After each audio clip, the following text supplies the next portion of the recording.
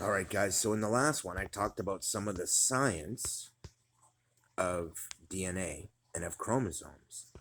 Now, some people might doubt the veracity of my statements, but they are literal scientific fact.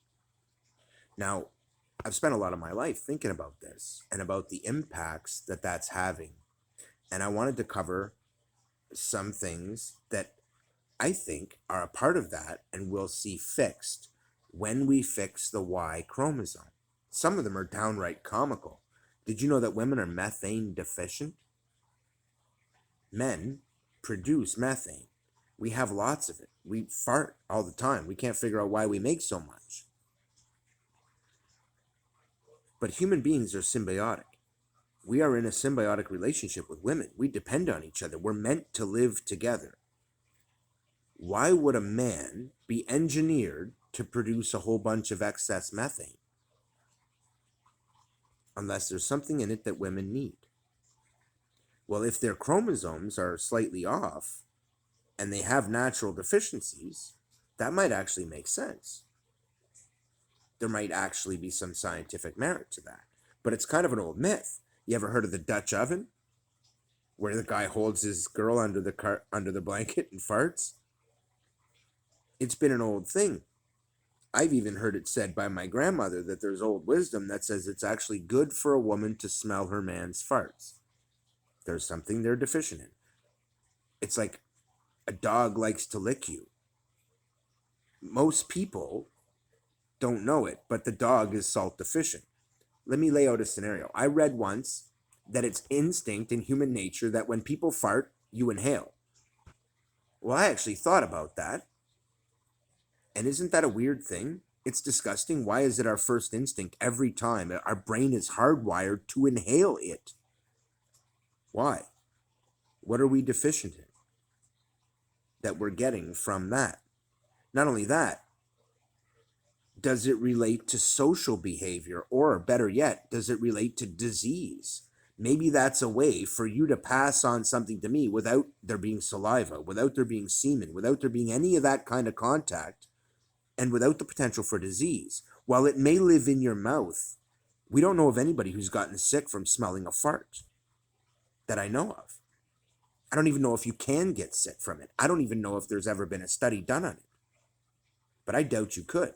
With all the gut bacteria and acid that it would have to go through, and the kind of gut fungus that would live in your gut isn't really the kind of stuff that kills people.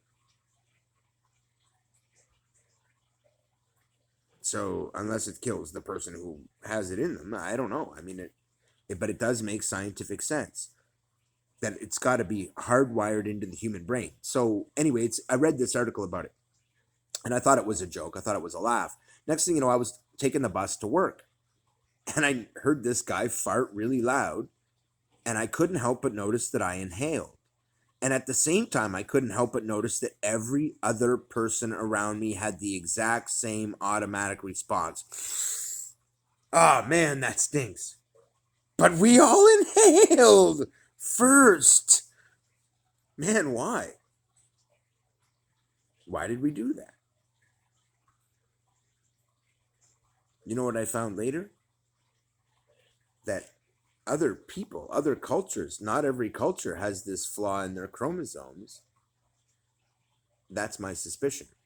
I've noticed certain cultures, they automatically do this. They don't breathe in. They breathe out and hold their nose, hold their breath. And that's their instinct automatically. It's because they're hardwired that way. Because there's something in that we need to take in. They don't.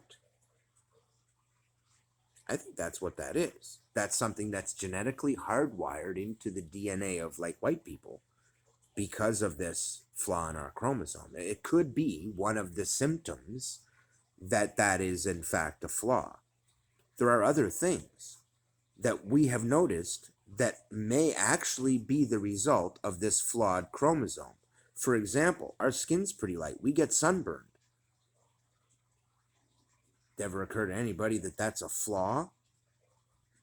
We also get things like osteoporosis and bone problems and joint compression because our joints don't lubricate enough. The material in the joints deteriorates over time more than it should. If we were evolved in Earth's gravity, a lot of people say it's proof that we're not from this planet. A lot of people say they might actually be right, or it could be that that's a flaw in our DNA, because that same scripture says there were other people here when we got here. Other people have come here. That is also an evidence, and live here.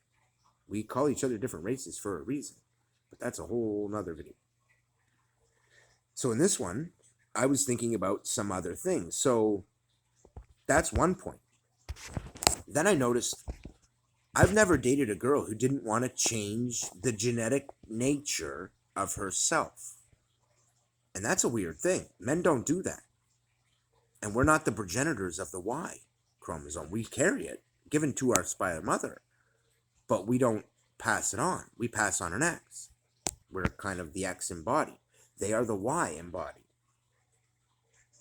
And they're not happy with it. How many times have you known a woman who wanted to change her eye color, her hair color, her boobs, her butt? Women are never, ever happy with themselves, whereas men almost universally could give a shit what they look like, aside from the fact that most of us would rather be in shape than not. Philosophy dictates that more than anything else. But when you look at our actual genetics, kind of interesting. There's a lot of signs that scripture is correct. Not only that, my knowledge of the Aramaic language tells me that scripture is correct, because the Y chromosome I've seen under a microscope does not look anything like an Aramaic Y, baby. But all the other letters do. Well, that tells me that we need to change that one, and we need to redraw it, just like I described. And when we do that, we will affix the flaw in the human race. Let's do it, man. Let's get it up and get it on, baby. Let's shine the light for God and for wisdom and for evolution's sake, to take our own future into our hands. It's what we want to do. We're studying it. We want to do it. They're just not sure how. Well, there are some who say I'm the smartest man alive. They might be right. And if they are, you ought to listen, because I know I'm right on